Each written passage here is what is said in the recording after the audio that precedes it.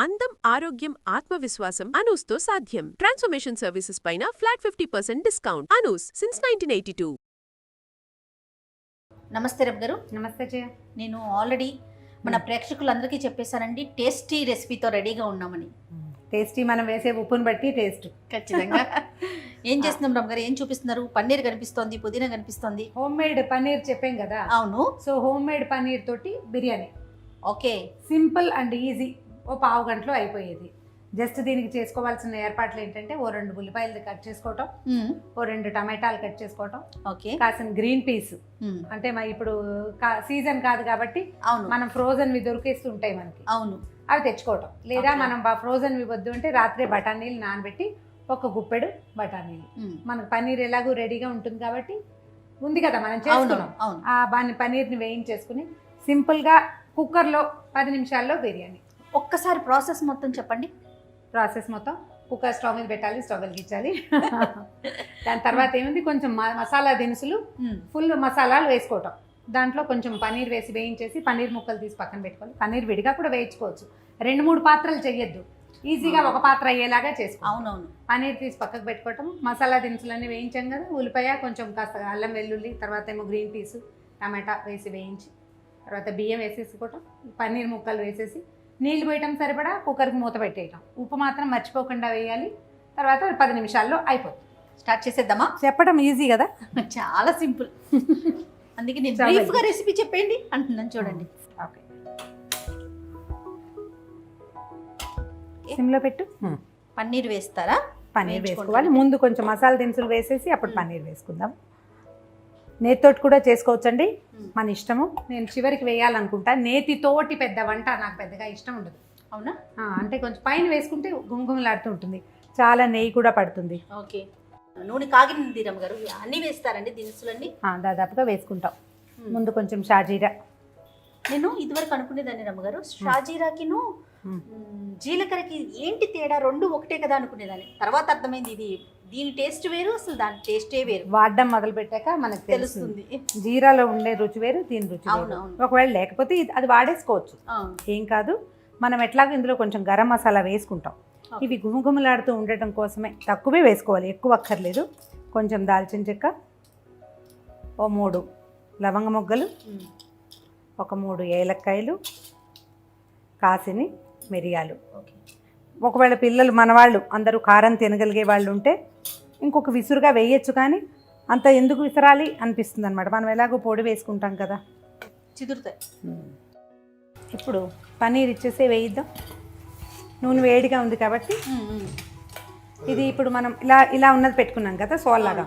కొంచెం వెడల్పుగా ఉన్నది పెట్టుకుంటే దాని మొహం ఏమిటో మనకు బాగా కనపడుతుంది. ఇప్పుడు ఖచ్చితంగా ఇలా వంగి చూడాలి. వేసి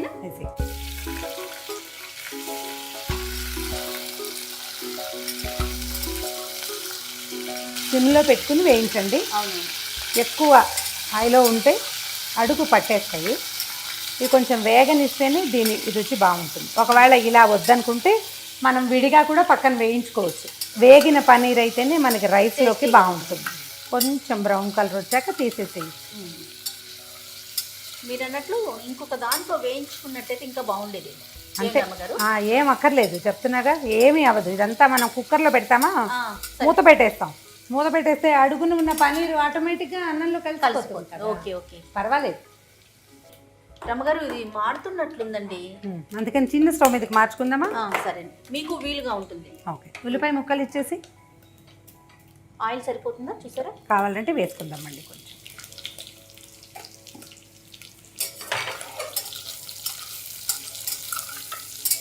పచ్చిమిర్చి అండి.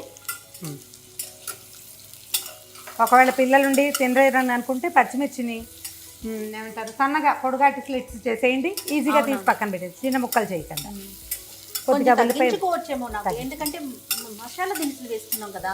అవును, అవన్నీ కూడా స్పైసెసే కాబట్టి వాటితోటి కారం రాదు. ఓకే, ఇంకేంటండి? ఉల్లిపాయలు వేయకపోతే ఇందులో అయిపోయినట్టు ఇంకేం లేదు. ఉల్లిపాయలు వేగటమే దీని లేటు. అల్లం వెల్లుల్లి పేస్ట్ వేసుకుందాం, కొంచెం గ్రీన్ పీస్ వేసుకుందాం. అవి ముందు కాదు, ఇది వేగాక. ఇవన్నీ కూడా మన యొక్క అలవాట్లు, మన ఇంట్లో పద్ధతి, మన పిల్లలు, మన భర్తలు, మన మామగారులు అమ్మ నాన్న పెద్దవారు వాళ్ళు తినే విధానాన్ని బట్టి ఇంకా కొంచెం ఎక్కువ వేసుకుంటావా, భారీ ఘాటుగా చేస్తావా, చేయవా, అవన్నీ కూడా అవునవును మన అలవాట్లను బట్టి ఉంటుంది కదా. వాసన నీకు అది నూనెలో పడేసరికి గుమాయిస్తుంది. టమాటాలు ఒక 2 టమాటాలు వేసుకున్నాము. కొద్దిగా వేగనివ్వండి దీన్ని కూడా. ఓకే. గ్రీన్ పీస్ ఇచ్చేసి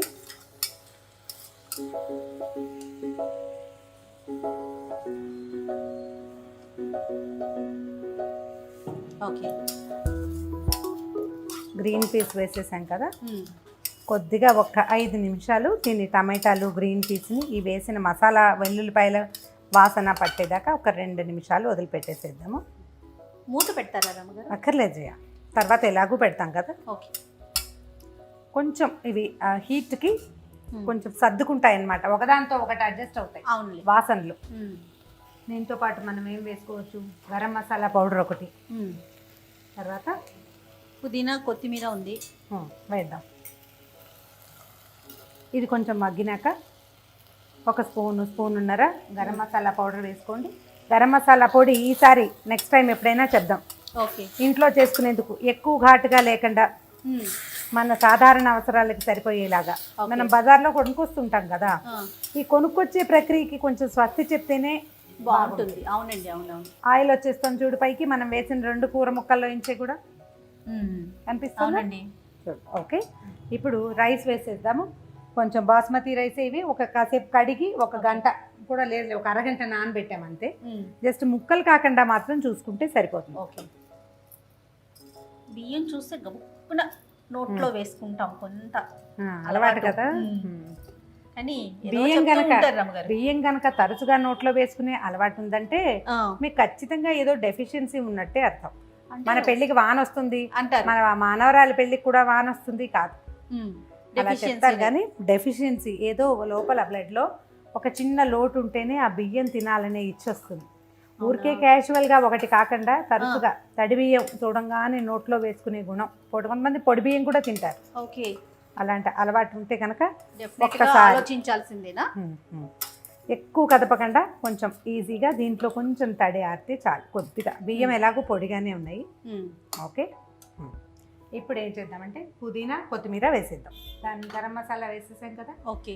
కాసిన పుదీనా ఆకులు, మీకు ఇట్లా హోల్ ఆకులు వేయటం ఇష్టం లేకపోతే కనుక కట్ చేసుకోండి. నాకు పూర్తి ఆకులు వేస్తే నచ్చుతుంది. కొంచెం కొద్దిగా కొత్తిమీర వేద్దాము. ఇప్పుడు ఏం చేద్దామంటే మెల్లిగా ఫైనల్ టచ్అప్ మన పనీర్ ముక్కల్ని ఇందులో యాడ్ చేసేద్దాము. పనీరు ముందే ఒకసారి వేయించాం మనం చక్కగా నూనెలో కదా, మసాలా దినుసులతో పాటు వేగింది. ఇప్పుడు అన్నంతో పాటు ఉడికితే అది ఇంకా స్మూత్గా అవుతుంది, బాగా వస్తుంది. ఓకే. ఓకే. ఫైనల్ టచ్ ఉప్పు. రమ్మగారు ఇంకొక ప్రాసెస్ చేయొచ్చేమో ఒకసారి చెప్పండి.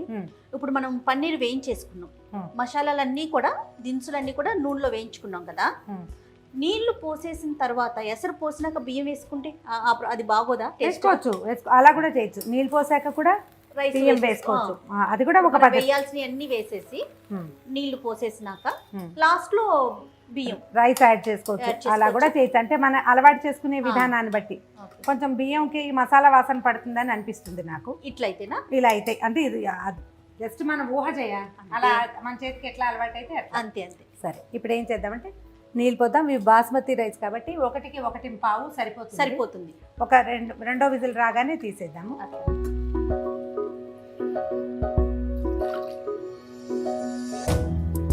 రమ్మగారు ఇట్లా కూడా ఇప్పుడు అంటే మన పద్ధతి అండి, నేను చెప్పిన పద్ధతి ఒకటి, మీరు చెప్పింది ఒకటి కదా. అంతే.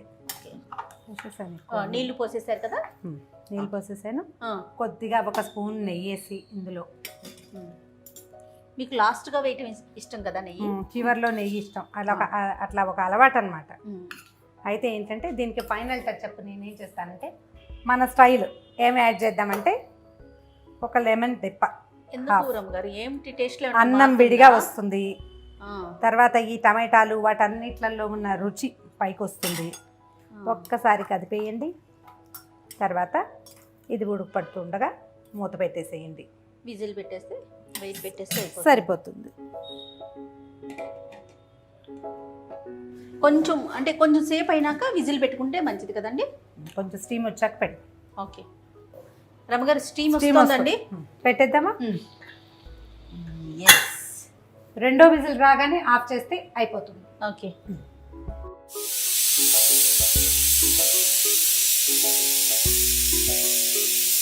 రెండో విజిల్ వచ్చింది, స్టవ్ ఆఫ్ చేద్దాం. కానీ దీన్ని స్టవ్ మీద నుంచి తీసి పక్కన పెడతాం. పెట్టండి.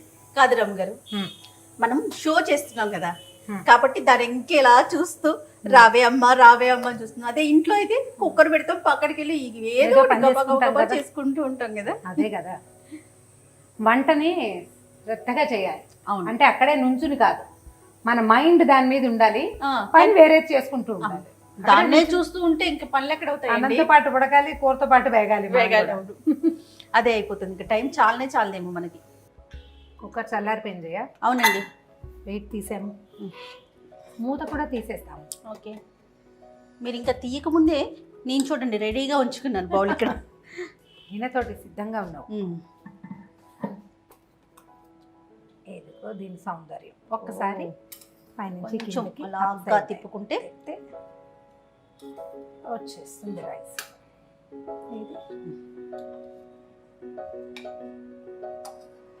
ఇది మనం ఏ రైస్తో చేస్తామో దాన్ని బట్టి నీళ్లు అంతే.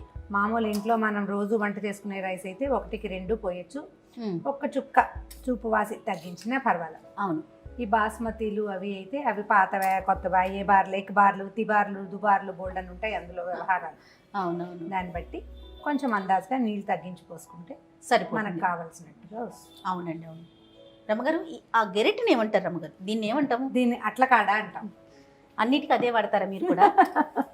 అంటే వడ్డించడానికి కాదు, కర్రీ కదపడానికి. నాకు ఏమిటో అది బాగుందని తోస్తుంది. నీ పన్నీర్ రైస్ రెడీ. నోరు నుంచి టేస్టీ పన్నీర్ రైస్ రెడీ అయిపోయింది. ఇంకా ఇందులో మీరు కూర ముక్కలు వేసుకోదలిస్తే గ్రీన్ పీస్ కొంచెం తగ్గించడము, కొద్దిగా క్యారెట్, క్యాప్సికము, తర్వాత కొంచెం ఆలూలు వేసుకుంటే హెవీ అవుతుంది మనకి. అంటే దీంతో కడుపు నిండిపోయేలాగా కూరలన్నీ యాడ్ చేసుకోవచ్చు. ఇవాళకి ఇది చేసాం, మొత్తం కూరలన్నీ యాడ్ చేసుకుని పన్నీర్ కూడా వేసుకుని కూడా రైస్ చేసేసుకోవచ్చు. టేస్ట్ మారదంటారు. అంటే పన్నీరు అన్న ఇది వస్తుందా రమ్మగారు? మిగతా అన్ని వేసుకుంటే వస్తుంది. మిక్స్డ్ వెజ్ కర్రీ చేసుకోమా, అలాగే ఉంటుంది. రెడీగా ఉంది, టేస్ట్ చూసుకోండి. ఇంకా వేడిది అలాగే తినేస్తావా? అమ్మో, ఇంత తినలేను రమ్మగారు నేను. పన్నీర్ తినాలనిపిస్తుంది కానీ ఇది ఇంకొంచెం వేడి ఉంటుందేమో, బహుశా ఎక్కువగా ఉంటుంది.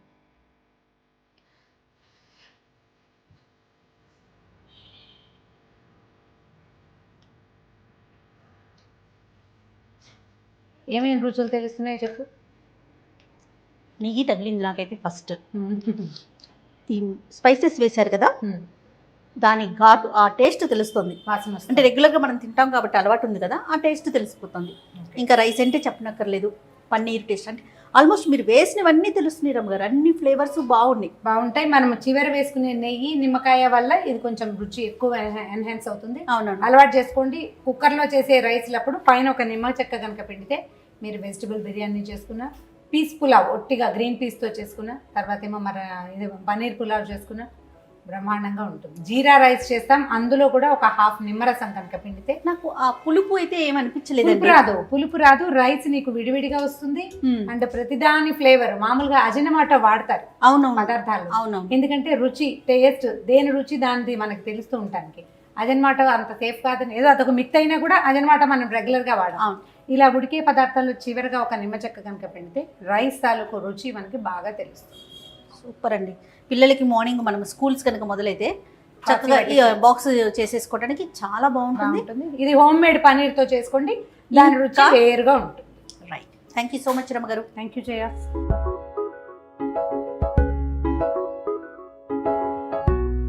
పన్నీర్తో చేసిన టేస్టీ బిర్యానీ చూసారు కదా, చాలా సింపుల్గా అయిపోతుందండి. చక్కగా త్వరగా తయారు చేసేసుకోవచ్చు. అలానే పిల్లలు కూడా చాలా ఇష్టంగా తింటారు. అయితే ఇక్కడ ఒక్క విషయం అండి, పన్నీర్ను మాత్రం ఖచ్చితంగా మీరు ఇంట్లోనే తయారు చేసుకునే ప్రయత్నం చేయండి.